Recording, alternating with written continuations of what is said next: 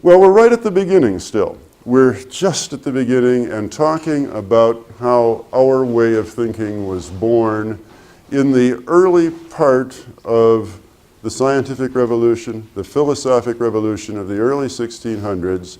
And we looked first at Thomas Hobbes, who set up the problem.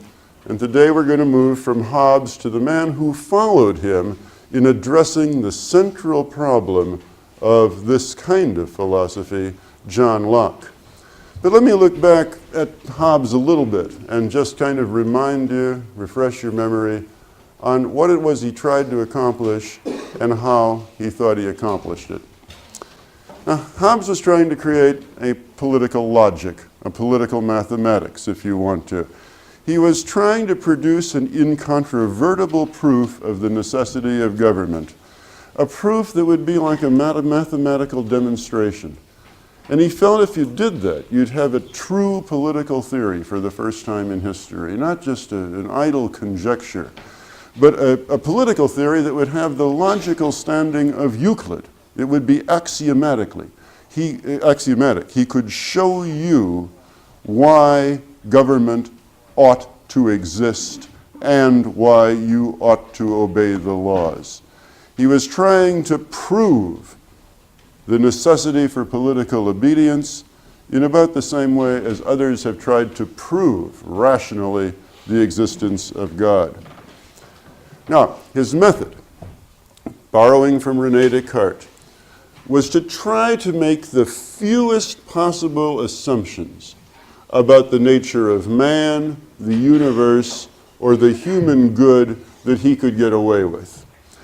Unlike previous philosophers who always started with some big but very conjectural assertions about the human good. I remember, those of you who were with us last semester, remember we were always talking about the human good. And you began to feel you could postulate anything. What is the good for man? Well, if you start out with a postulate of pure justice in the Platonic sense, or a Christian view of community, or something like that, you can create a political theory. But your starting point is always opinion. It's always an idea that's occurred to you. And the question begins, well, why should you enforce this idea of the human good on everybody else? And it looks like political theory always will founder on that problem of not being neutral among various conceptions of the good. It's always biased right from the beginning because it's somebody's idea of what life should be for. So Hobbes tried to reverse all that. And he started to try to think politically and think toward a conception of politics without starting with an idea of what human life should be about, what human morality should be, what people should live for, what was good and what was evil. And he started instead with what seemed the most incontrovertible basic assumption about people. If you couldn't agree to anything else about human nature, maybe at least you could agree to the proposition that people were were attracted by things that gave them pleasure and were repelled by things that gave them pain, that people called things that gave them satisfaction good, that people called things that gave them distasteful sensations bad. Now, there's not much to that. I mean, it's hard to disagree with that at some level. In fact, the only real disagreement one might have with it is to say, is that to have said enough about human nature? But at least it seemed axiomatic, unexceptionable. If you could get everybody to just agree that far, you were dealing with what Descartes had called a clear and distinct idea, one that was a fundamental atomic building block of thought. Now, from this, Hobbes said, well, if you accept that, then you will accept the next proposition, which is that people are self-interested. They seek their own satisfaction. They seek those things that give them pleasure, and that can be anything. We won't have to define what those are because every person can make up their own mind about that. And then to generalize this one step further, we'll say that people not only seek that satisfaction, but they are rational creatures in the sense that they calculate the means to achieve those satisfactions. And Hobbes called that power. One seeks power. Power to achieve the goals that one has defined for one's own life. Power to achieve the means that one has, that one needs to achieve those goals. And Hobbes says, I take it as a further proposition about humankind that this is not something that ever comes to an end.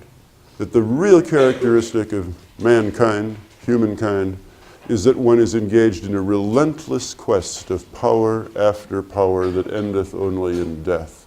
That you just are this is so characteristic of human nature that you're always doing this. You're always seeking fulfillment, whatever that means to you. And you're always never at rest, never static. You're always in motion. Now then, Hobbes goes on, in the state of nature then, if there is no government, if we can imaginatively conjecture what life would be like without government, each individual is persistently sizing up each other as a means to personal ends, and in turn is being sized up by those others. There is a perennial question of who is going to dominate whom, because each person can be a means to another's satisfaction. I want something from you, and so I see you that way, and I exert influence to get you to fulfill my demands. You may find my desires repugnant, so you retreat from me. But there's a tension there in the air. And because we're, as Hobbes claimed, roughly equal, in that we're never quite sure who is going to dominate and who's going to be the dominated, life is always uncertain. We live in perpetual wariness of one another. We could be the dominator. We're never so sure that the others are stronger than we are, that we might not be willing to just sort of acquiesce in their wills. We could take advantage of them. We could get away with it. On the other hand, we're never so sure that we're going to win, that we're going to be able to triumph over others, that we don't have cause always to be on the lookout. So one sleeps perennially uneasy in the state of nature. One is always waiting for the knock on the door, the scraping at the window, somebody who's apt to take advantage of you. We always look at one another warily because each one may be seeking to take advantage of the other. And in this condition of rough equality, life is dominated by a state of perpetual uncertainty and fear. As Hobbes saw it, the state of nature would be a war of all against all. Now, the only remedy to this, Hobbes thought, was civil society and enforced cooperation between people. Community is better than solitude. And he thought that any rational person, then, if confronted with the facts of existence outside of government, would rationally give up all one's rights to a sovereign authority that would then create a condition of peace among people. That this would be much better than the state of perpetual war that the state of nature implied. It would give us the security to fulfill those purposes that were lawful. It would give us an orderly frame of reference within which we could do which was lawful. We could pursue our aims with some notion that others would be restrained from destroying them or us in the process. Now, Hobbes said we necessarily had to give up all rights to this sovereign authority, that the giving up of one's freedom to government was unconditional and absolute. And the reason for that, of course, is that if we reserved any right of independent judgment, moral or political or ethical, we would immediately revert to the state of nature once again. For example, let me say that I just assert in the face of Hobbes that no, I don't agree with him, that I am in the end the best judge of how to use those things that belong to me, of my private property. And let us say that I own a nice house out in the country, and that it is my view that the prettiest thing that I can do is to get a giant old fire engine and decorate my yard with it. And let us say that my neighbor does not think that a giant old fire engine in the yard is the most beautiful thing in the world and takes umbrage at that. Now, in this state of nature, if I've said, well, I'm not giving up my right to judge aesthetics to the state, and certainly no zoning commission is going to tell me whether fire engines are beautiful or not, and it's my land and I can do what I want with it. And Hobbes says, well, okay, the moment you make that exception, the state of nature is back with all its uncertainty. Because if your neighbor really doesn't like your fire engine, and if you're not submitting yourself to authority, he's going to come over and blow up your fire engine. And he may, furthermore, look at your house and say, furthermore, I don't like the looks of your house, and take an axe to it, and tear it down, and retire with complete satisfaction in what he's done. Whereupon you, having viewed this little thing, are going to go after your neighbor with a shotgun. You've just, by making that one reservation, I will not let the zoning commission make aesthetic judgments on how I may use my property, reopened the whole war of all against all yet again. Or say that you say, no, I don't agree with this idea of absolute sovereignty. I believe in rule by majority. We ought to vote on things. And Hobbes would say, okay, you're back in anarchy, and you're back in the state of nature in the war of all against all again. Because if you say the majority can do anything that they want to do, the majority may decide to enslave the minority. Or the majority, being white, may decide to exploit those who are black, who are the minority. What you've just opened up the possibility of is majority tyranny.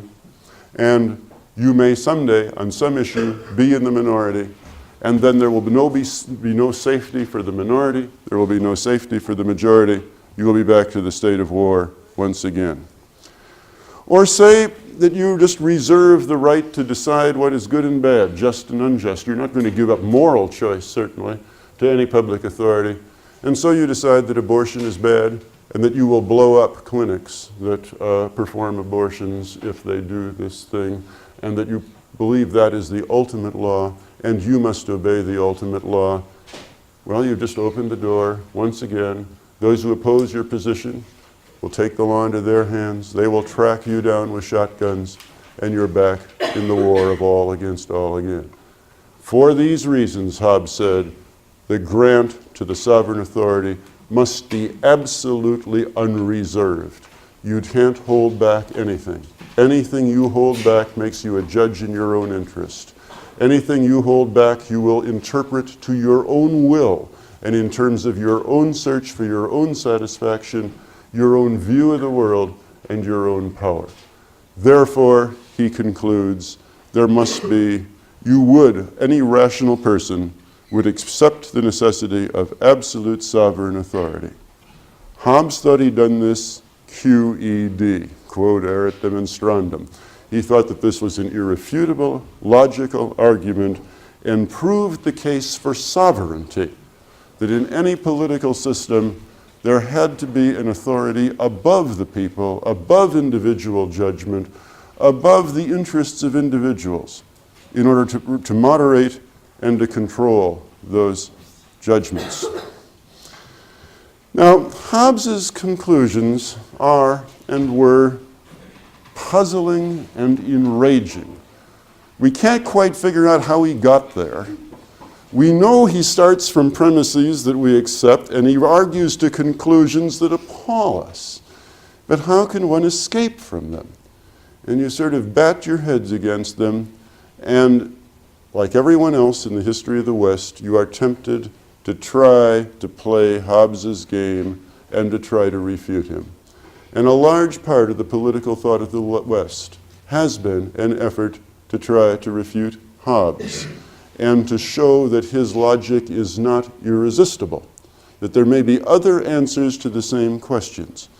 And of course, the great irony of our history is that the same logic of argument that led to the case for absolute, unconditional, authoritarian government also led to the case for limited government, the case for the distinctive characteristic of liberal democracy.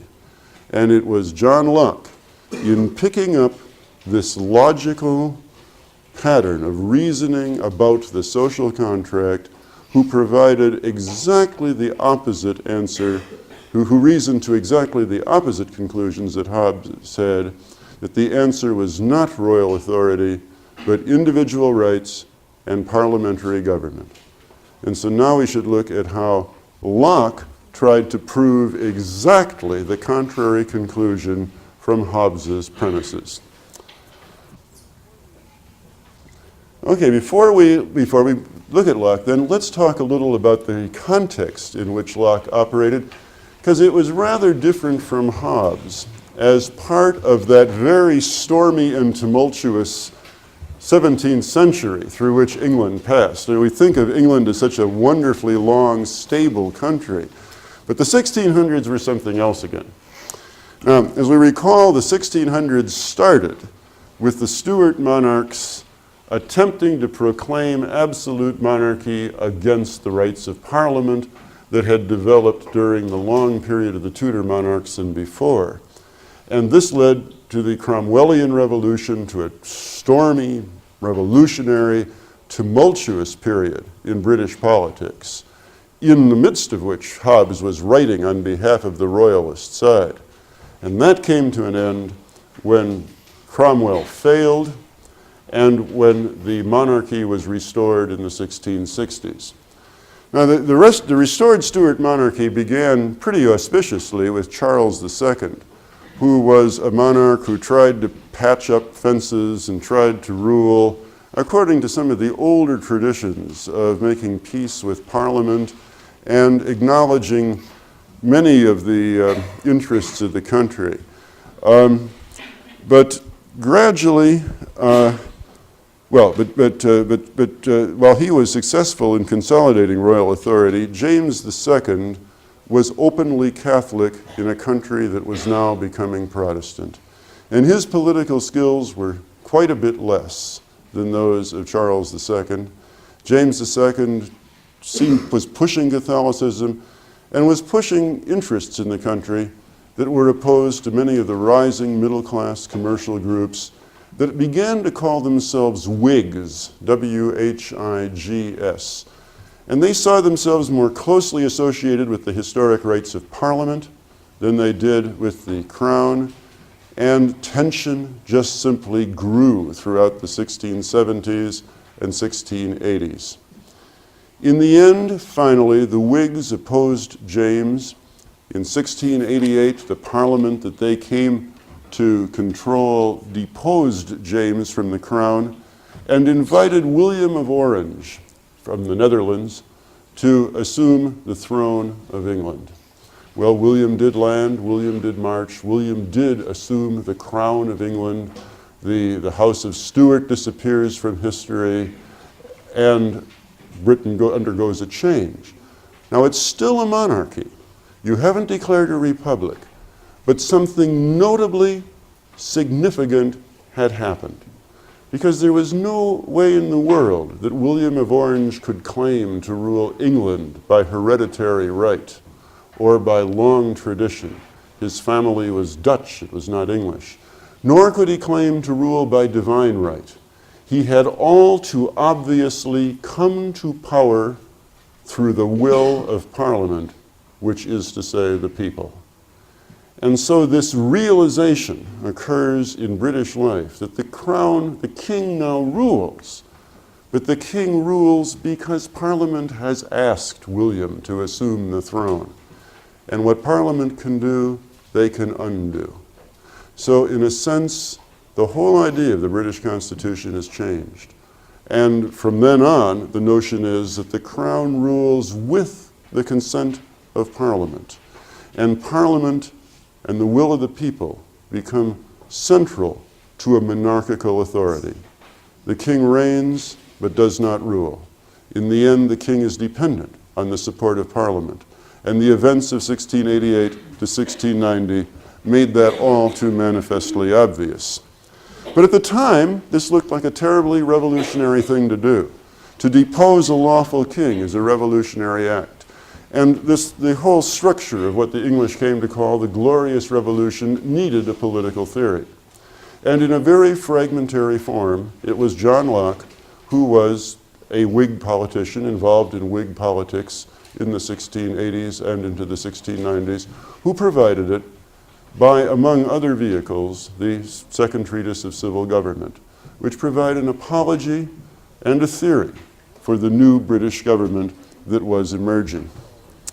Now, Locke was a scholar. He was the son of a member of the minor country gentry.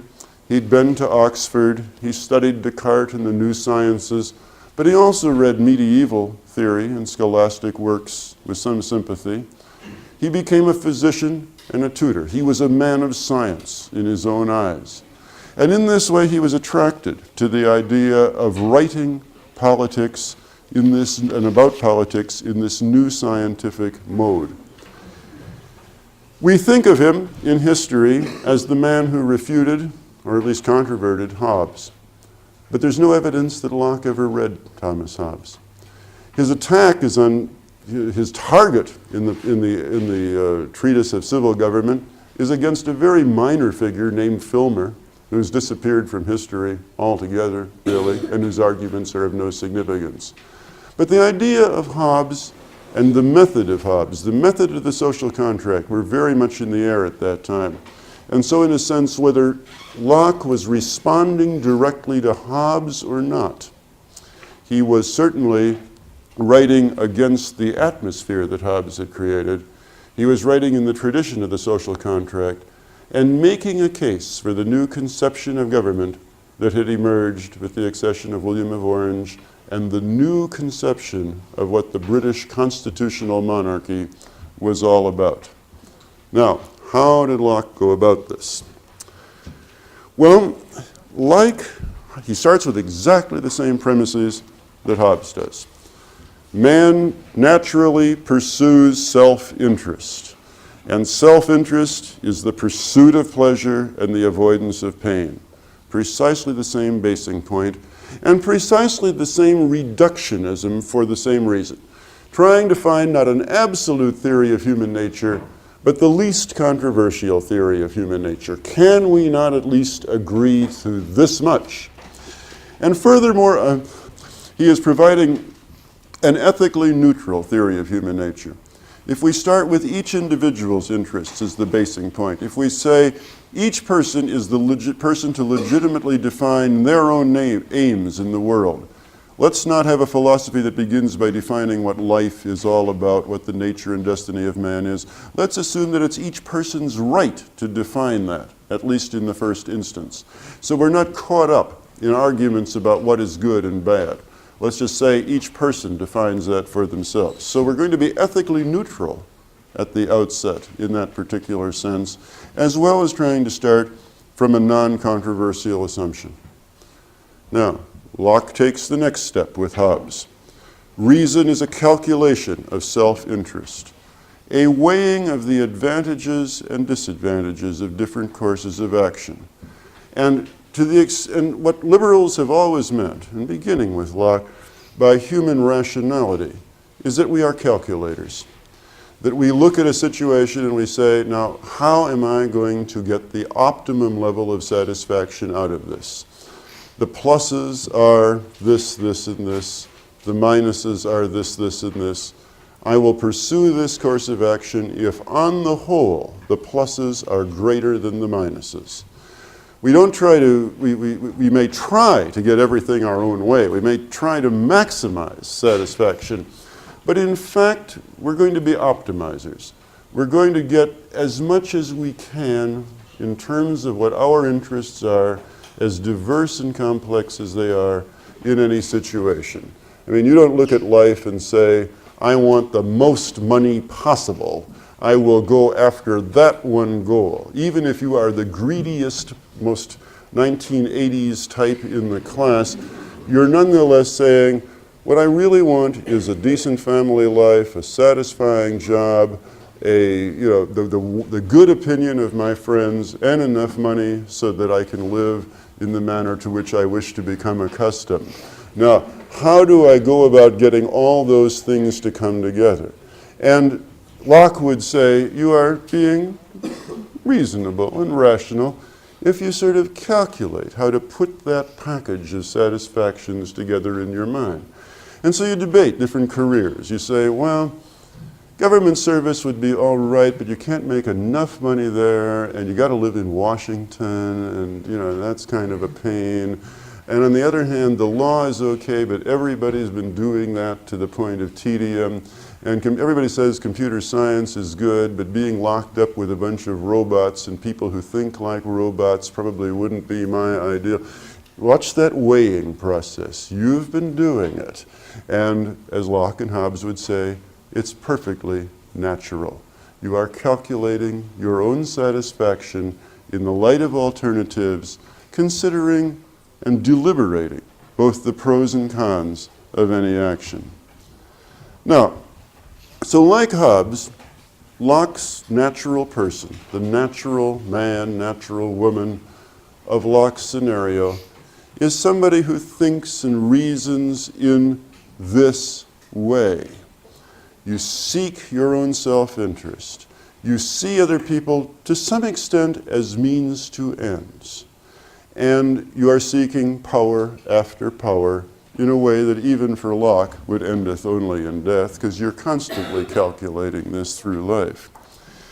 But here Locke makes a very different kind of assumption about what the state of nature would be like when he suggests that natural reason, that this calculating property that we go through, will lead people to recognize that to achieve their individual purposes, they must acknowledge a reciprocal right in others. I mean, Hobbes had this picture, where we're all standing there. You can almost picture we're all standing around in a circle, kind of breathing heavily down each other's necks. And everyone, you're just about ready to look at the other guy is just about ready to grab you and run off with you and put you in chains and have you serving breakfast at 6 a.m. every morning. And you're doing the same thing to him, and it's just a terrible thing. And Locke says, look, this is unreasonable. People aren't really like this. That the way we really are is that in our calculated self-interest, we say, now wait a minute, if I'm going to have my way with others, if I'm going to live well with others, I've got to recognize that they're doing the same thing and that they have a right to do the same thing. And Locke says, we will do that. We will say, look, I can't go around trying to enslave my roommate because the odds are my roommate's going to try to enslave me or somebody else will. And so we treat each other as equals. And we say, okay, you've got a life to live, so do I, and we'll collaborate in this. We'll treat each other civilly.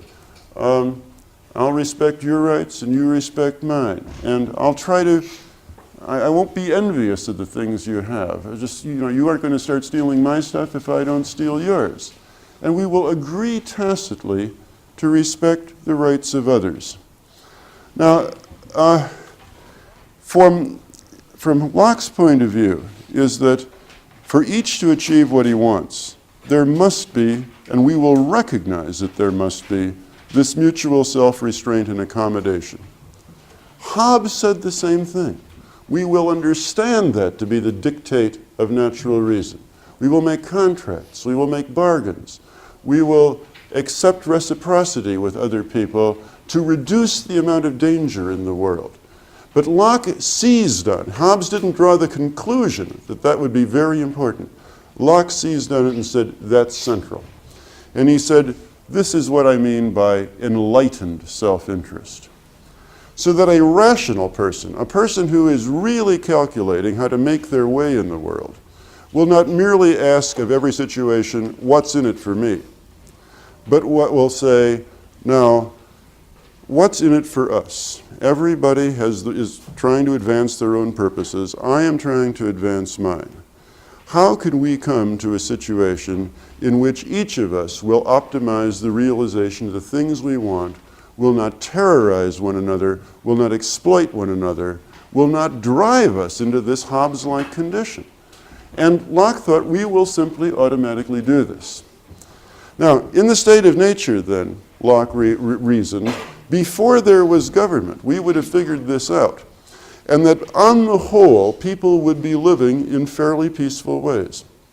They would be living in mutual respect, mutual accommodation. They would be living, and I almost hate to use the example because it may be all wrong, the way you sort of did when you first moved into a dormitory at the university. I mean, there are Hobbesian dormitories and Lockean dormitories, I realize, around here. But let's assume that those of you who moved into the dormitory I'm thinking of exercised Lockean self-interest. Now, there weren't police on every floor, for heaven's sake. And in fact, you knew the authorities of the city and the university were pretty far away. But most of you settled into a dorm and settled for a lot of reciprocal self-restraint. You just sort of knew that for everybody to get along, there was going to have to be kind of an agreement on quiet hours, that people were not going to play rock music at 3 o'clock in the morning, that there was not going to be terror in the streets, that you were not going to kill somebody if they made you angry or got a higher grade on the exam than you did, and so forth, even if you could get away with it.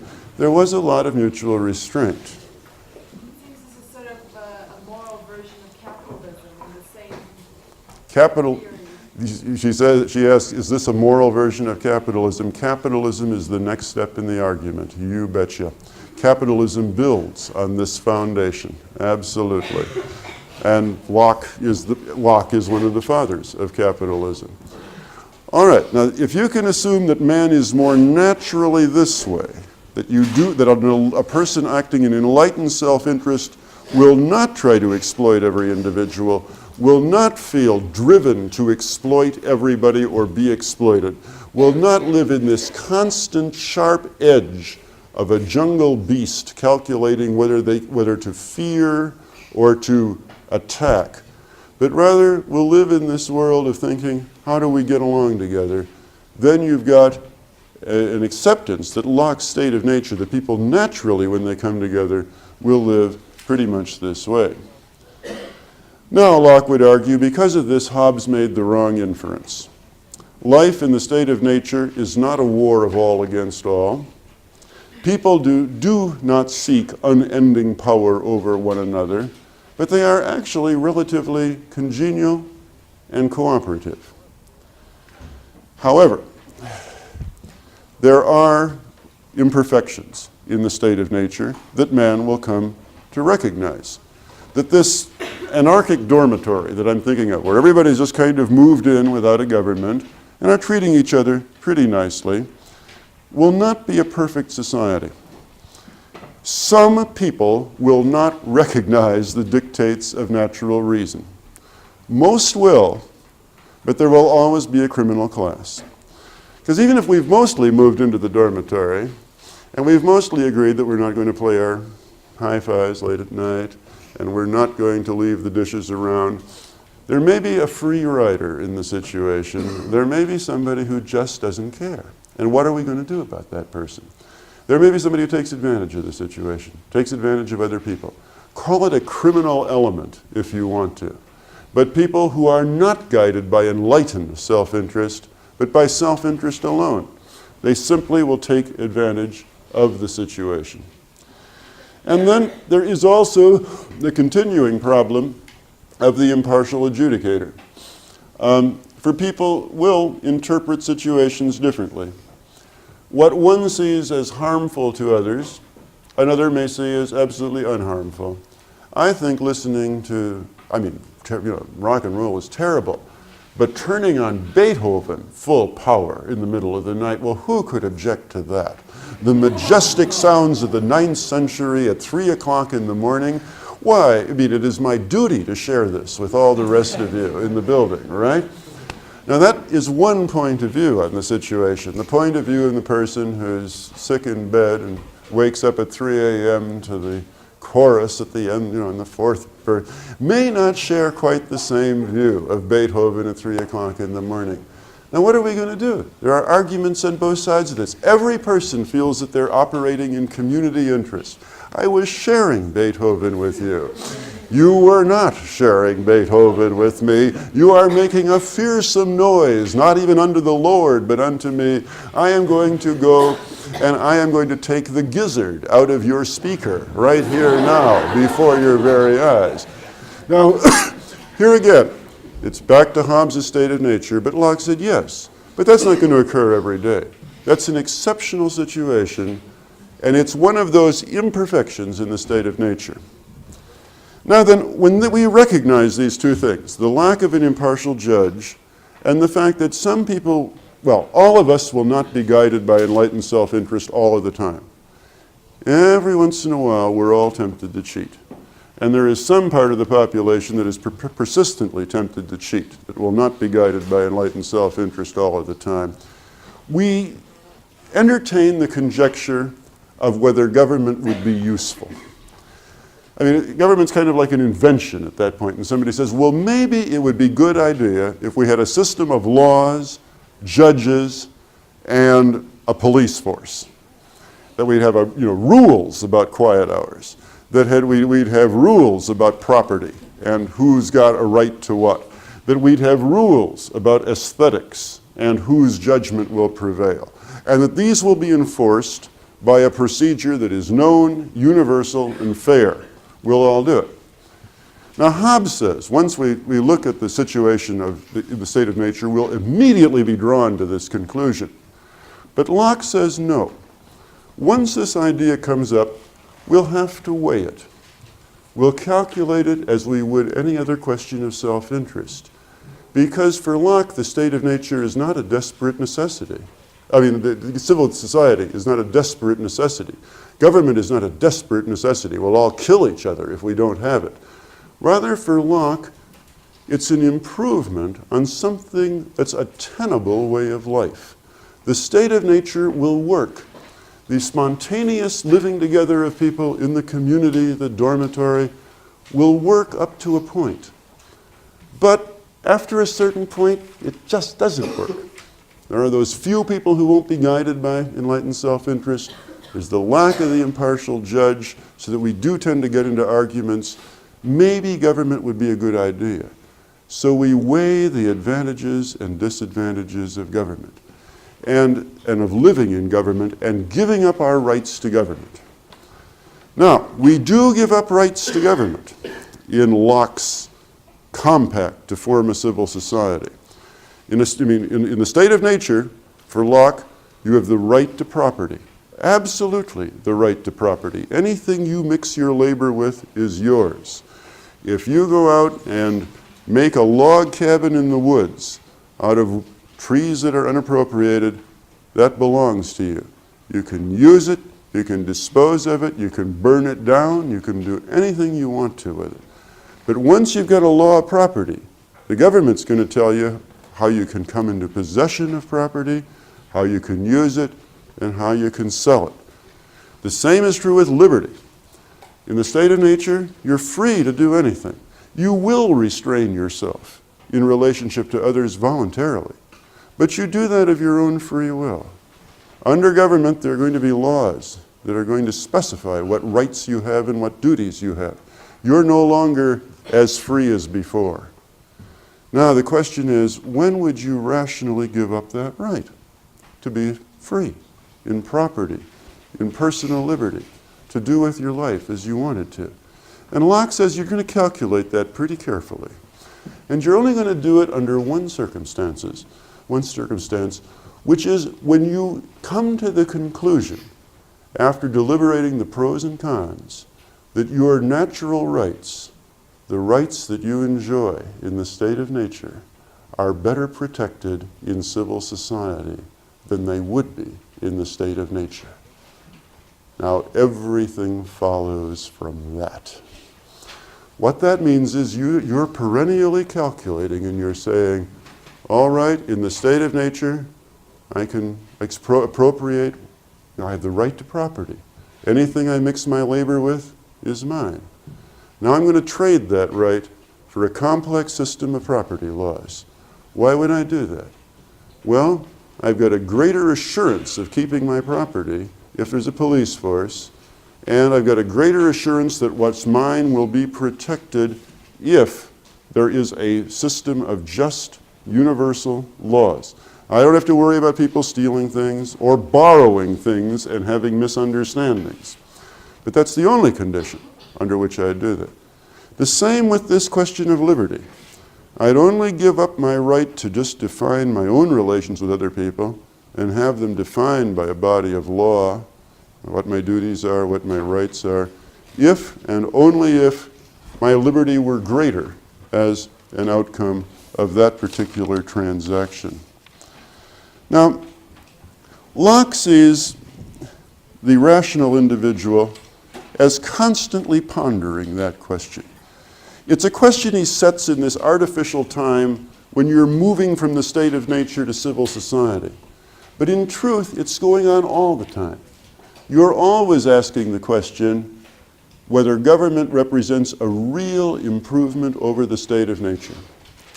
And Hobbes was sure it did, but Locke thought it was an open question, and that the only government a free person would accept was one that could guarantee individual rights better than they would be guaranteed in the state of nature. And Locke enumerated those rights as life, liberty, and property. Well, what he does in doing this is to answer Hobbes's question exactly in reverse. He has proven not that a rational person would accept government absolutely. He has proven that a rational person would only accept a certain kind of government, and a kind of government that would appear to be a very minimal government. And in doing so, he has provided a series of tests of when government is legitimate and when it is not.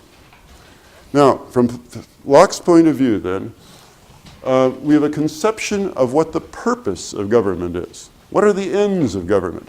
Ever since Aristotle proclaimed that man was a political animal, we've asked, what is politics? That big question. What is government for? Well, out of the analysis we've just gone through, Locke gives a very concise answer. Government only has one purpose. It is to protect the rights of individuals better than they could be protected in the state of nature. Unless government can prove that it is doing that, it has no right whatsoever. Therefore, it follows that government has no right to impose a conception of morality or of truth on individuals, because that is not its right. That any government action that is designed merely to enhance the power or grandeur of the state rather than to defend the rights of individuals is illegitimate. Government only has one purpose, which is to protect the rights of freedom and property and life of individuals. To create a police force so that a small group of individuals don't take advantage of others. To create a system of uniform and universal laws so that people will know where they stand with relation to one another, and that there will not be arguments over property or intrusions on one another's life and liberty. And that's about it. That's the only legitimate function of government. Now, this gives you a test of law and public policy, too. A law or a government action is good insofar as it can be shown to defend individual rights better than they would be defended in the state of nature. It is bad if it doesn't do that. And this gives you a theory of legitimacy and of obligation. A rational person would consent to a government that protected your rights better than they could be protected in the state of nature, because it would be a good bargain. You would be getting more rights that way. You would be giving up nothing in the process. Now, Locke, of course, as I say, created an idea that has come down to us in many different forms, and a test of the legitimacy of government. And Americans in particular have been singularly influenced by his teachings. We think as Lockeans more than we realize. Locke, of course, in his original formulation, gave birth to the idea of the rights of Englishmen against government. And our Declaration of Independence, when Jefferson tried to justify the American Revolution, he used Lockean language, that governments are instituted among men to protect certain inalienable rights, that among these are life, liberty, and the pursuit of happiness. But more importantly, we just simply think this way. Consider two or three contemporary issues, if we may. Consider abortion as a controversy which we debate the proper kind of public policy in our society. On one side are those who argue that abortion is a matter of individual right. It is a matter of personal choice, and that government errs if it imposes a moral or religious doctrine on society which declares that on religious grounds, abortion is either right or wrong because of some belief that not everyone endorses. In other words, unless it can be shown that government is enhancing the right of individuals to freedom of choice, any action that cannot meet that test is not good law, one side says. The other side says that government has an obligation to protect individuals' lives against the depredation of others, that murder is an obvious case in point where government has to protect people's lives in ways that they could not protect themselves in the state of nature, and that the fetus is a particular example of this. Locke gives no answer to this question, but we certainly debate the question in Lockean terms. Both sides do. Consider another example. We talk about Social Security these days, and one part of our political spectrum argues the right that Social Security is coercive. In effect, under Social Security, you are forced by the government to insure yourself against destitution in old age. You have to buy an insurance policy from the government. The political right argues that this is a deprivation of personal liberty, that individuals should be free to plan for their old age or not as they see fit, and to buy such annuities and securities for old age as they think are most profitable to them. That that's a choice that should be left to the individual. That there's no advantage to society or to the individual in forcing an individual to bear insurance that the government issues for old age. That this fails to meet the Lockean test, that a person in the state of nature would not rationally agree to such a law. The other side that defends Social Security says, no, there's a problem here. Unless people provided for their old age and were required to provide for their old age, a person who is not calculating an enlightened self-interest but simple selfishness could easily say, I won't save for my old age. I'll spend it all now, and when I get to be 65, I'll go to the county courthouse. And there's nobody who's just going to let me starve to death, on the steps of the county courthouse. So they'll take care of me in my old age anyway. And the view is that if, people selfishly calculated that way, they could probably get away with it. And that some people would take advantage of the system, whereas everybody else, prudently concerned not to be an obligation on family or community, would logically save for their old age. Hence, Social Security is a good idea because it requires everybody not to take advantage of one another by enforcing a saving for old age. Once again, both justifications are very Lockean. There's no right answer, but we certainly argue on Lockean grounds. Or consider taxation. Democrats, progressives argue for progressive taxation, that the wealthier in society should pay a higher proportion of their taxes in incomes in tax. Some conservatives argue on more Lockean grounds that government should not be permitted to take money in taxation to fulfill social schemes like creating greater equality or helping the poor, that this is not government's business, that the money isn't the government's money, it's the individual's money. If you've earned it fairly under the law, it should be yours to do with as you see fit, and no righteous government should take it for well-meaning but badly planned social schemes. Well, that's a good Lockean argument. On the other hand, there is also a Lockean argument that says that runs to the effect that when great inequalities of wealth appear in society, people do not have equal chances to express their liberty, and that the rich will in fact intrude upon the choices that are available to the poor or the more moderately off, and that it is a responsibility of government to open up rights in that situation and to provide a context where all can be freer to choose. And that argument too has a Lockean base. Well, that's a beginning of a look at Locke. Next time what we'll do is talk about Locke's political economy and the right of property, Locke's politics, and the theory of majority rule. We're so familiar with John Locke and with his ideas that we often miss their originality. Locke spoke for the world of politics we believe in. And yet at the time he wrote, almost everything he said was absolutely radical, right from the beginning on. And let me just show you at the most basic level how that was true. Locke did not accept the naturalness of government. He thought government was a human contrivance that in a sense was an open option to mankind. Now that really was the first time in Western civilization that anybody had thought that thought seriously.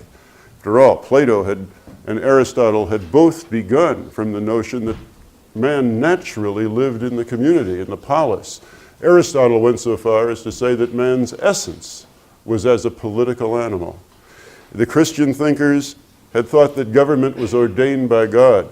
For St. Augustine, as a punishment for sin, we needed government because we were not perfect creatures like angels or like gods.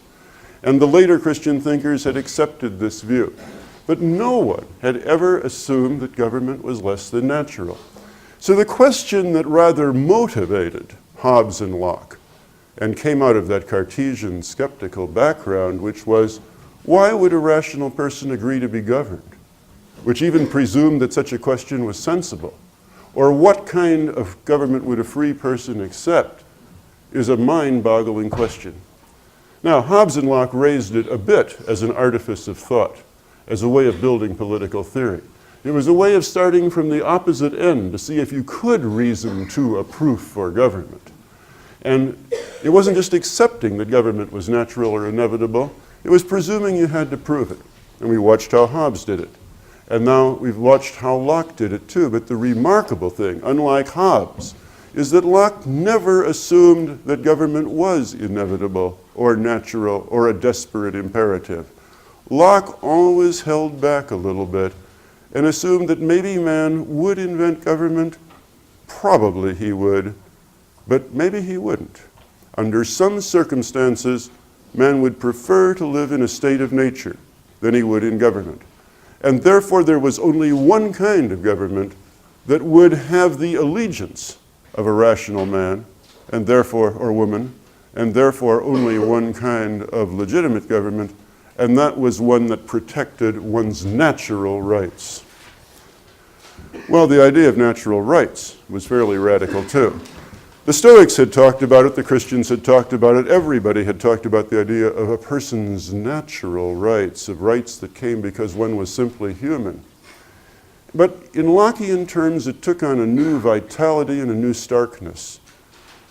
The idea was that life was not given, nor liberty, nor property, by government, by the act of the state.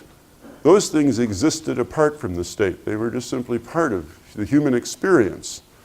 And government only was legitimate insofar as it helped preserve those individual rights.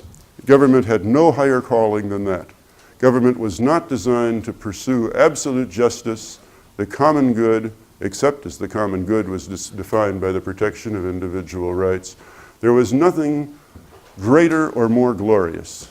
Government's job was a fairly basic and fundamental one. Well, from this starting point, Locke has generally been taken to be the founding father of what might be called classical liberalism, which means that his doctrine has been taken as a defense of minimal government, that government has very limited responsibilities in human affairs, that those are very clearly specifiable, and that, in effect, that government governs best that governs least. And if you took Locke's three great rights, the right of life, liberty, and property, and said, what do they amount to in terms of an agenda for government? Many modern Lockeans, classic liberals, would say they really amount to just three things that government should do. Government is a security agency. It should have a defense force to protect the individual from outside invasion. That's one of the security of life, liberty, and property against outsiders is a primordial and necessary function of government. The second function of government is what we might, in modern language, call the criminal law. That the state should define the rights of the person and of property against unwarranted intrusion by others. This is the guarantee of one's life against murder or attack or assault. This is the guarantee of one's liberty against exploitation, corruption, enslavement, harassment. This is the protection of one's property against theft. And the second thing that government should do, besides have a Department of Criminal Justice, a police department, and criminal courts, a system of criminal law, is to have a system of civil law, and particularly a law of contract. Because as we'll recall, Locke's other great point following Hobbes about what government was good for is that it served as an impartial adjudicator. The basis of human life is contract, voluntary agreements among us that create the pattern of social cooperation. But someone has to interpret those contracts, else we will conflict. Else we will each feel abused and harmed by others because we interpret the contract to our advantage, the other to his own. The difference in our points of view can lead to conflict. Someone has to create a law of contract and interpret it through regular courts. Now, anything beyond this, a classic liberal might argue, is an intrusion on the rights of individuals. This is all government has to do to secure the rights of individuals better than they would be secured in the state of nature. But any scheme of social betterment, any solicitous paternalism in which the government tries to protect the individual against his or her own folly, the welfare state, the regulatory state, all these things seem illegitimate to a kind of primitive Lockeanism or a classical Lockeanism.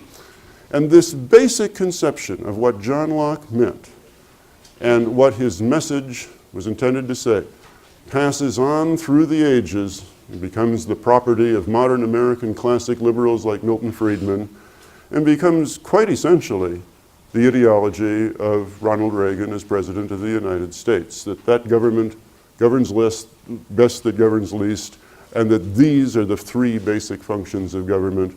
And if government restricted itself to these functions, there would be no problem. Well, as I say, through most of Western history, Locke has been taken as teaching this. But as we'll see, Locke is by no means this simple. Because when we talk about what government must or could do to protect individual rights, the situation becomes quite complex. And there are two sides to every argument of this kind. And as we go along, we'll begin to see that Locke cannot, while usually argued on the side of classic liberalism, can also be argued on the side of progressive liberalism. And that Locke does not really give us answers. He gives us tests and an arena of argument, but that, and we all argue in Lockean terms, but that Locke, there is a conservative Locke, and there is as well a radical Locke. Now, let us then look today at Locke both as a political theorist and as a political economist, but let's look first at Locke's political economy, at Locke's economics, if you want to, and because here in the long sequence of this course, we see something quite radical about to begin. Now, as we say, this course is on political, economic, and social thought. And last semester, as we taught and we thought about the whole classic period of Western thought, we noticed that economics was always subordinated to politics. In fact, many of you wondered where the economics was. I mean, we were talking consistently about political theory and political math.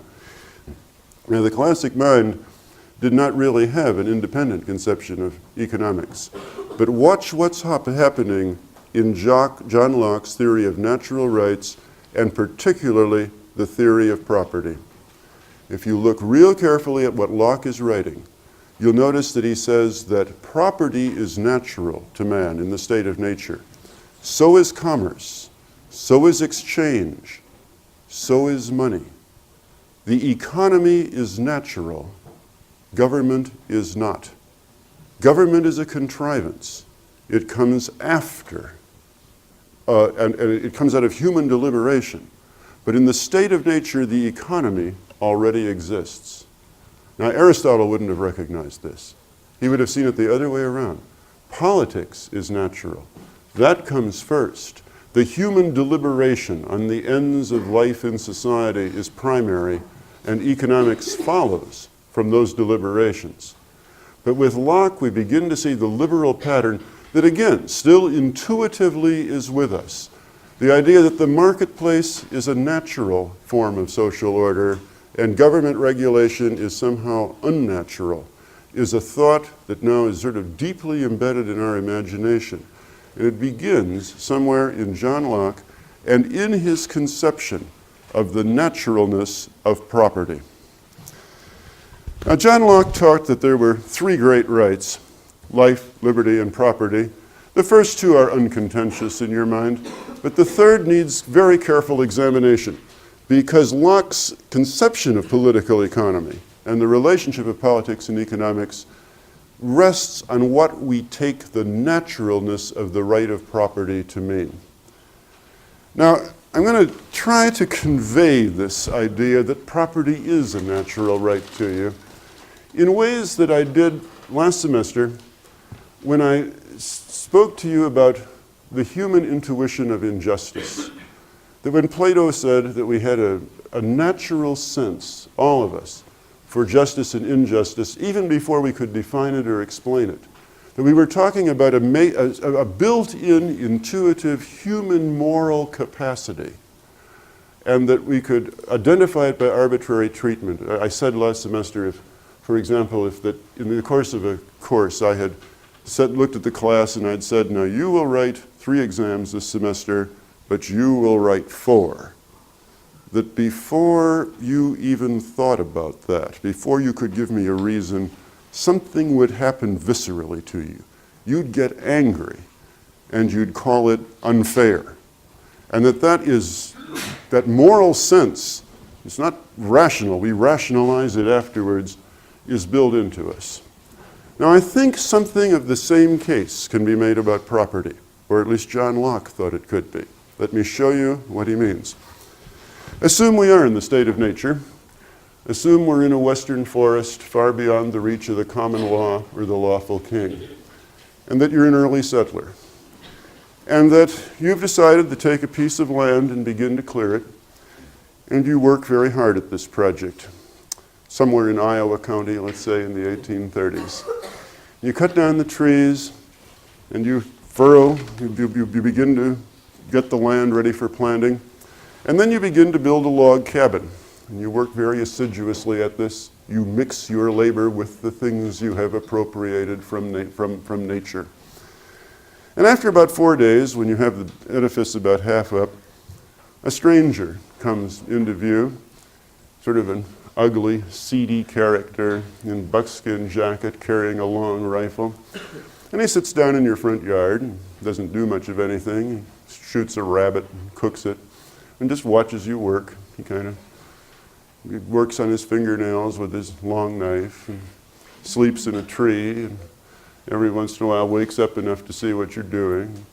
You go out every morning and cut down more trees and shave them and niche your cabin and get it built.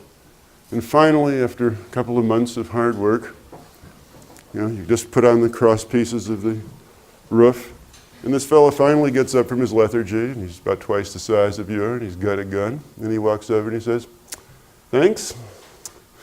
So long now. I'm taking that." Now, Locke would say that even if there were no law of property, even if there were no custom of property, even if you existed in a society that never heard of property, you would find that wrong, just morally repugnant. And if you were a third party observing that, you'd find it wrong. The idea, it just goes to the bottom of your soul, that it would not be right to let that person take that log cabin from you after you had mixed your labor with it. And Locke is suggesting in a way that he can define the essential condition of that sense of moral outrage, which is that you are entitled, you have a right to that which you have mixed with which you have mixed your labor in comparison to those who had taken. So in a sense, there are 3 great wrongs that go with the 3 great rights. You know that murder is wrong. You don't have to prove it by some logical proposition, and thus there is a right to life. You know that enslavement is wrong, and thus there is a right to liberty. and you know that theft is wrong, and hence there is a natural right to property. And hence, in the state of nature, you would be indignant about that, and in your enlightened self-interest, you would be indignant about that on behalf of other people similarly situated. If you watched this event happening in the clearing in the forest, you'd want to do something about it. And on those grounds, you would, if you were contemplating a government with a police force, consider that the protection of property would be one of the great aims of government. Now, extending everything that I think Locke said, and that we have argued between socialists and capitalists, between liberals and Marxists for 300 years, kind of comes out from this simple picture of what the right of private property might look like and be all about. Because one first extrapolation from the principle would be that, well, theft is not something that is just committed by individuals. Theft can also be committed by a government. For the government to take property arbitrarily or without your consent is simply a crime. It is a form of theft. And if an underdeveloped country, one can just imagine the cabinet of an underdeveloped country sitting around saying, I think I've figured out a way that we can develop and avoid American imperialism. We will invite in foreign capital, give them big tax concessions, lots of privileges, let them build the factories, let them invest their capital, bring their technology, and then we'll nationalize them. Well, one might, the classic liberal would argue that would be an act of theft. That would simply be another form of stealing. For government, for the majority, to feel that once people have mixed their labor and built factories, built farms, built ranches, that out of envy for those possessions, you could then take them away and give them to the proletariat is simply robbery. For the government, in the same time, to take the money that you've worked hard for, perhaps, and coerce you, require you by taxation to pay taxes to subsidize, let us say, a public television system which broadcasts programs only of interest to the effete intellectual snobs, whereas you would much rather be watching football or baseball or situation comedies, is theft, in a sense.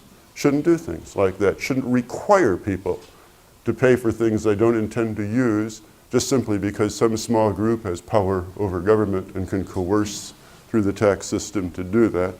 All of these things make the classic liberal just as angry as the primitive act of theft itself.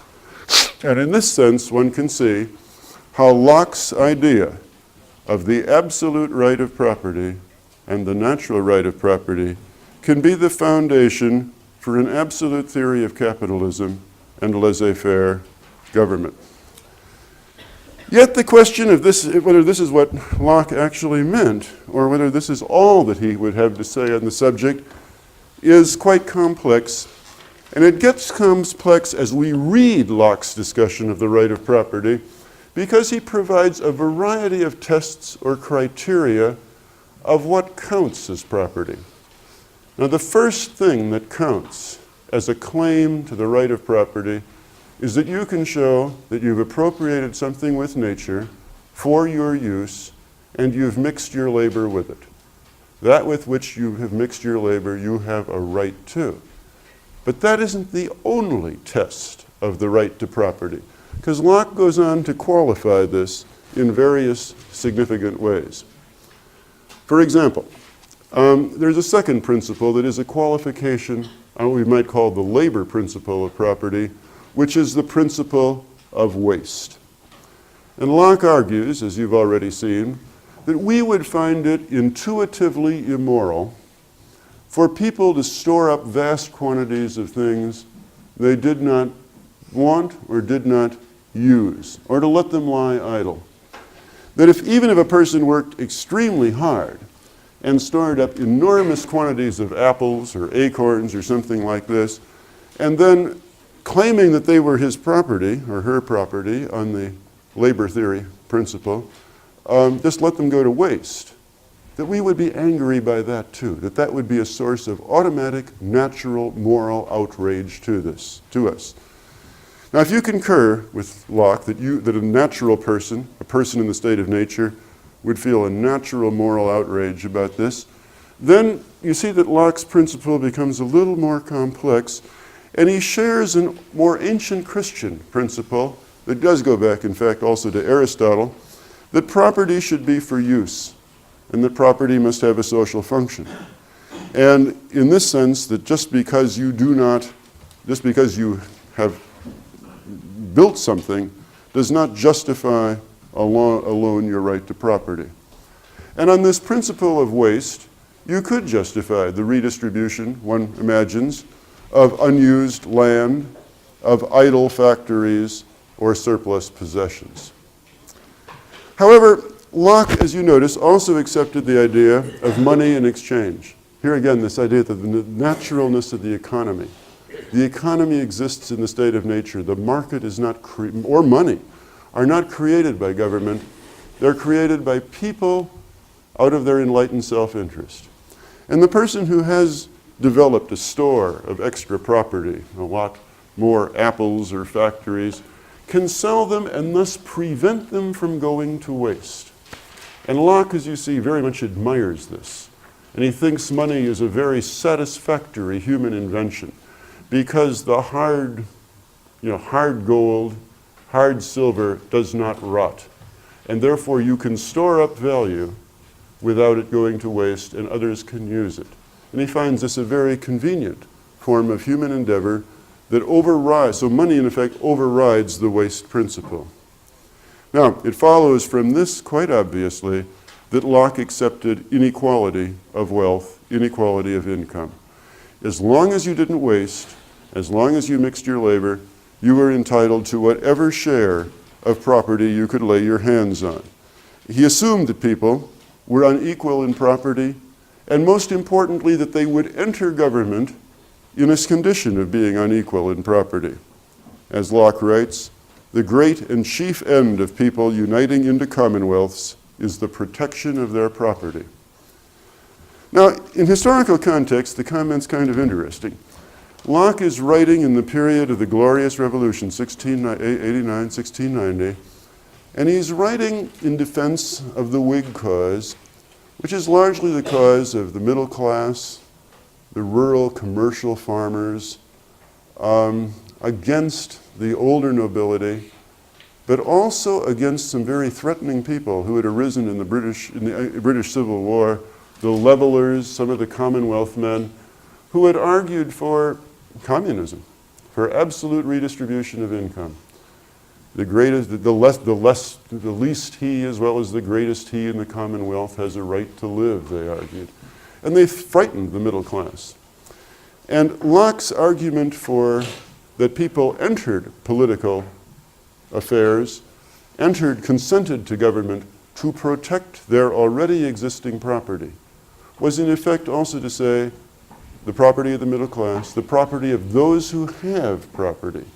And Locke has been taken historically to be the defender of the rising capitalist classes, the rising commercial classes, the middle classes, against the landless workers, against the landless peasants, and the new industrial proletariat of his time. And that may very well be true, but it's not, theorists have several sides to them. There's not only what they said in the context of their time, there's the logic of their argument to be considered, and what they've been taken to mean through the years.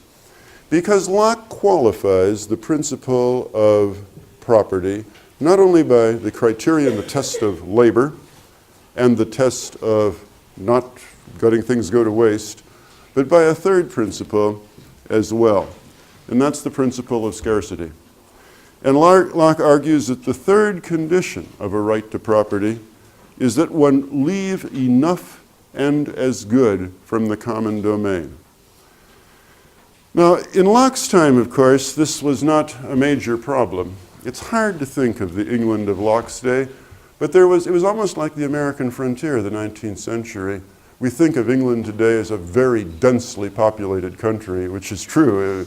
it's hard for either Englishmen or Americans to realize that England has a population of 60 million in an area the size of the state of Wisconsin. But in the time that Locke lived, there were large strips of vacant land between the settlements. So one could relive the little fantasy that I gave. One could go out in the forest and appropriate from the commons, from the common domain. It was not an impossible proposition. And of course, in Lockean America, the frontier of the 19th century, there was free land to the west. And the answer to the question, what do you do about there being large concentration of property in the United States, or the fact that you were poor, was go west. There's land in Nebraska, there's land in Kansas, in Montana and beyond. Anyone can be a free farmer, at least until 1890. Yet Locke, out of logical consistency, saw the central problem and the central principle, that if people had a right to property, if people had a right to mix their labor with the things of this earth, then that had to be a right that was in some sense equally proportioned. It had to be a right that government would protect against monopoly. And that if any group or any individual monopolized property or took so much that no one else could get to it, then in fact the right had become self-contradictory. And people would find that an unfair condition too. Because if an individual in the state of nature argued appropriately that one had a right to which one mixed one's labor, and if there was nothing left to appropriate because somebody else had taken it all, that person would not rationally consent to be governed. And Locke, I think, recognized that further implication of his argument perfectly well. And in that sense, Locke, I think, foresaw the problem that Marx thought would be central to capitalism. For Marx never thought that capitalism was a bad thing. He thought it was simply self-contradictory. That when the proletariat realized that the principles of justice and equality upon which it was built, the natural rights upon which its legitimacy was proclaimed, were denied to them, that they would find that the system contradicted itself, that it bore within itself the seeds of its own destruction, and once they had achieved a true consciousness of the way things were in relationship to the natural rights they had been told that all people possessed, they would overthrow the system. Well, in that sense, Locke paved the way for Marx by setting criteria for the right of property that were logically necessary in some sense, and to complete the argument from property, and to universalize that right so that a rational man consenting to government would in fact do it that way. So looked at this way, we have both a conservative and a radical Locke potentially. We have a Locke that could defend a very limited state and what I would call something verging on perfect capitalism, in which one argues that governments exist to protect property and to take property for the benefit of those who have not mixed their labor with it would be theft, and that government commits theft when through taxation or expropriation it takes people's property that they have earned in the marketplace and uses it to help those who have not mixed their labor with it, with those things. And that's the conservative Locke. And one can make a very consistent argument for that Locke. But there's also a radical Locke, who might argue that people have the right to gain property by their work and effort, and when some can and do monopolize the property that is available to a society, then government has a duty to intervene to protect the rights of individuals to life, liberty, and property itself. It's not just existing property, it's the potential to get property, some would argue, that requires government intervention against large concentrations of wealth. And in that sense, Locke can be seen as the forerunner of a socialist ethic as well as a capitalist one. Well, we continue to debate such matters within the context of liberalism, within the various strands of progressive or classical liberal thought. And in America ourselves, we've never settled for one extreme or the other answer to the solution. We have always believed, and it's part of our Constitution, that that the government has a right of eminent domain or of expropriation of property, but only with full compensation. And in that way, constitutionally and in our law, we have recognized the fundamental Lockean right to property, but also the right of government to redistribute or to use private property for public purposes. That's our compromise, our reconciliation. It's one we continue to argue and debate, and it's there. Now, so far, are there any questions about Locke's political economy you'd like to ask at this time before we talk some about his political theory? Yeah? Is this leave enough and as good mean exactly? Yes, the principle that I take as the principle of scarcity is that one should leave enough and as good behind. Once one is appropriated from nature, one must, at the end of that operation, have left enough for others and as good. In other words, you can't just skim the cream off the crop and claim that people are just as well off. If you take all the fertile land and leave just the desert, you can't claim you've got a right to it by that principle. And if you take so much that others simply can't follow in your footsteps, if you take all the land and there isn't enough left for those who come behind, your right is qualified. Your right is not absolute according to that principle. Yeah. Okay, let's look now at Locke's politics, what Locke recommended about the structure of government and about majority rule. Now, in Locke, there are two contracts, you'll recall. One is the contract to form a community, which is the agreement that we will give up our rights to judge our own personal affairs absolutely and give them to the collectivity. And the second contract, there are really two contracts, social contracts involved, is to form a government. And here we get into more technical political science, and we ask the question, to what specific kind of a government would a rational person freely consent? Now, in getting at this question, one of the things that I think helps to understand Locke is to be very clear about what he was opposed to politically. And it's not so much monarchs or kings or anything of that kind. If you look very carefully at what Locke is arguing against, I'd call it tyranny and arbitrary rule. And tyranny, I think, has a very special meaning to the Enlightenment that Locke represented.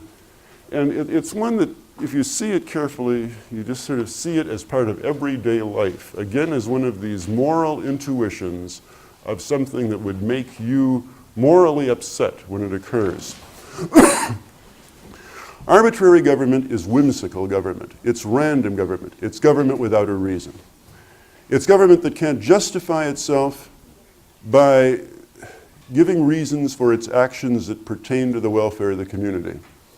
If you asked a president, for example, why he invaded a small country, and he said, because I felt like it, you'd be outraged.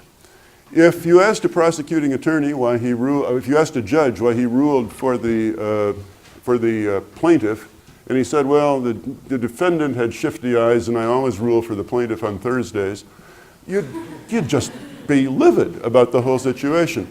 If you went to somebody, if you went to to get a driver's license, and the examiner said, I'm not going to give it to you, and you asked why, and the driver's license said, oh, it's 10 below zero, and I just don't feel like giving it to somebody like you today. Now that's arbitrary authority.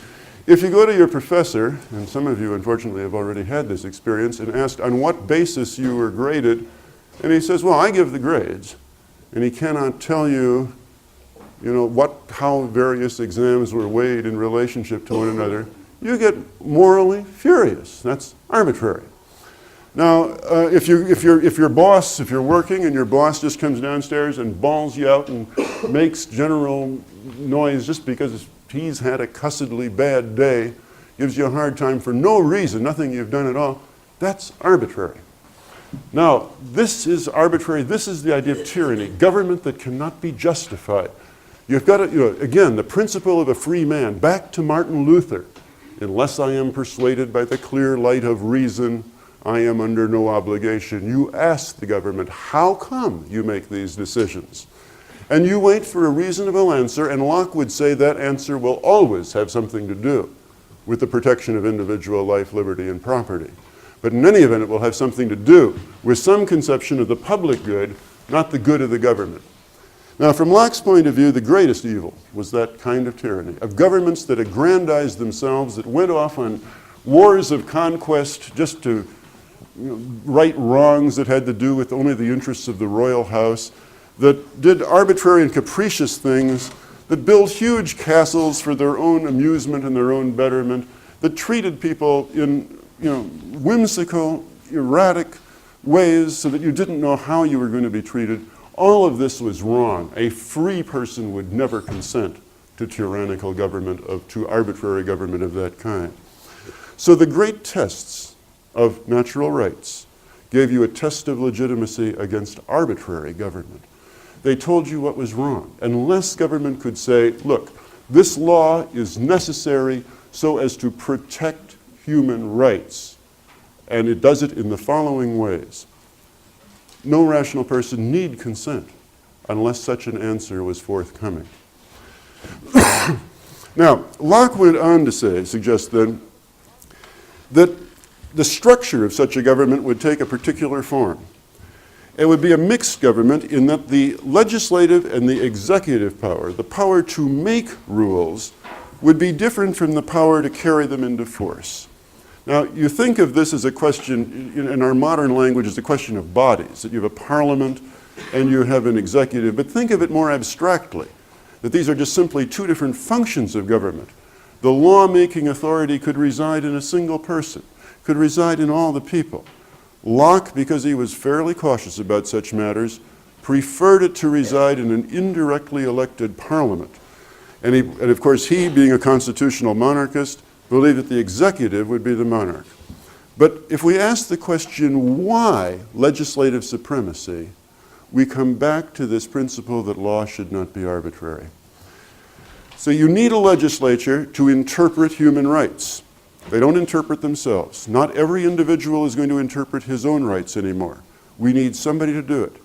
But that can't be done on a case-to-case basis. You can't have the king going out and just saying, well, I think in this case you've got a right to property, but you probably don't over here. And I think your factory is subject to expropriation, but you probably left enough and is good, and therefore, you'll probably get by all right. And just one ad hoc decision after another. Now that wouldn't do. The reason you need legislation, well, it sounds almost like a truism, is that you need law. You need a general statement of the principles that will be applied and how they will be applied. So the function of the legislature is to create known and universal laws. Known and universal laws that the executive will enforce. In other words, in advance, you have to know what is going to count as property and what is not. You aren't going to do that just on the spur of the moment because of an administrator's decision. And these have to be universal. You cannot write laws that say Sally Smith is entitled to all the land she can get her hands on. You have to say any person of age has a right to property if they file in such and such a way. You can't make no proper names, no identification of classes, or irrelevant characteristics that are irrelevant to the laws. The laws have to have general application. They have to be known. Again, a defense against arbitrariness, the definition of what a legislature is for. But the legislature shouldn't apply the rules to specific cases. That's another function of government. Locke defined it as the executive function. We would further clarify it as an executive and a judicial function. But in either case, the executive should not make the decisions because they would be arbitrary and whimsical. The executive should only apply the general principles of law to specific cases, as the judiciary should only interpret the law. It should not make the law. And this basic idea of the separation of powers that you've heard in every civics class goes back, way back, to the fundamental logic that Locke was following out. The other thing that Locke believed in was majority rule, and this deserves a comment, because one says, well, maybe he gave up everything at the end there when he advocated rule by the majority. Because if all that is left at the end is that those who get to define what these natural rights are is the majority, does that not throw us back with the most ancient political problem of all, which is that the majority can be a tyrant as well as any individual? The majority can decide for whimsical, arbitrary, or self-interested reasons. The majority can create laws that are in its interest rather than in the interest of all the people. Aristotle thought that democracy was a corrupt institution. Now, how could Locke defend majority rule? Well, frankly, there's a little basic logic to majority rule that you come to simply by the exclusion of alternatives. One alternative is that one person rule, and in that case, that person becomes all-powerful and makes all the decisions. Or you have minority rule, in which case some group in the society makes all the decisions. But even if you had unanimous rule, the rule of unanimity, let's say, everyone had to approve an action before it came into force, then you would create another kind of tyranny, which is that the one recalcitrant individual who didn't want to go along would become all-powerful. Or if you had the rule of unanimity, the small minority of 3 or 4 would become all-powerful. Now, Locke believed, as all liberals believe, that each individual has a right to judge and evaluate government. And there's only one principle that's consistent with the idea of equality of choice, which is the majority principle.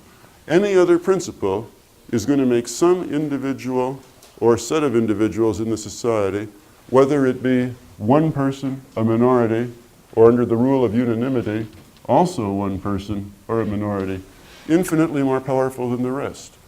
And under Locke's logic, the logic of the scientific revolution and the Enlightenment and the Reformation, that each individual is rational and capable of judging government, that will not do.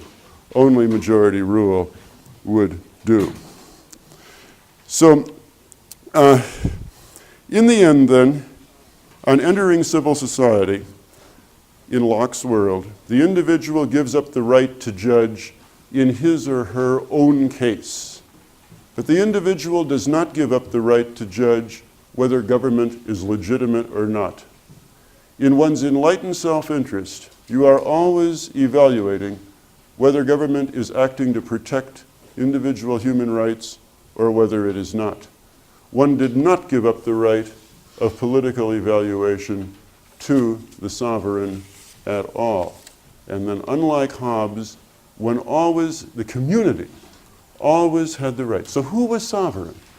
Well, it certainly wasn't the legislature, and it wasn't the king, it wasn't the government.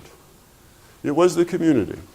And as the community could always evaluate the government that it had created, because government wasn't natural, it was a contrivance, it could always withdraw that authority.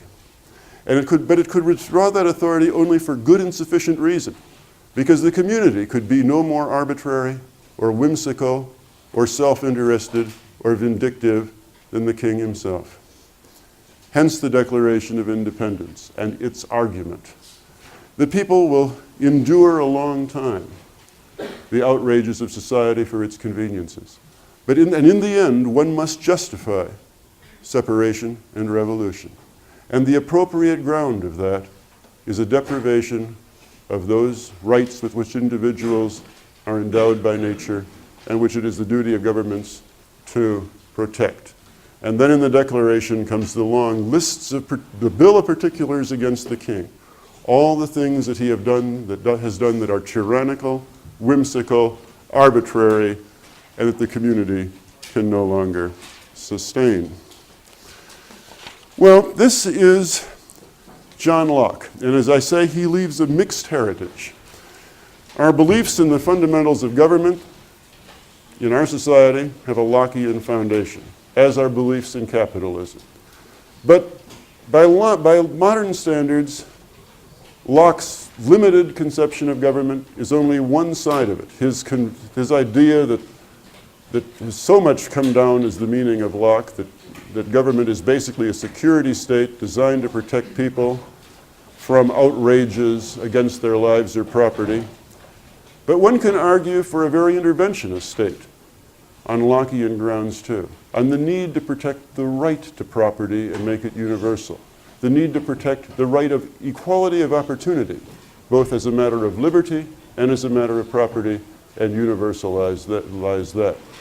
One can argue the right of property, Locke's political economy, both to progressive ends and to conservative ends.